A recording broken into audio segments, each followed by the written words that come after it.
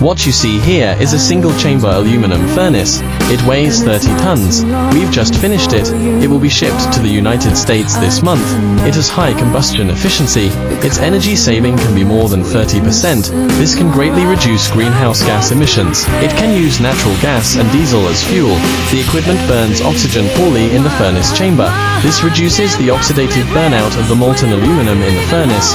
At the same time, we have adopted a rounded furnace opening. This effectively increases the charging doorway, reduces the friction between the door and the door refractory material, increase the service life of the door and the doorway.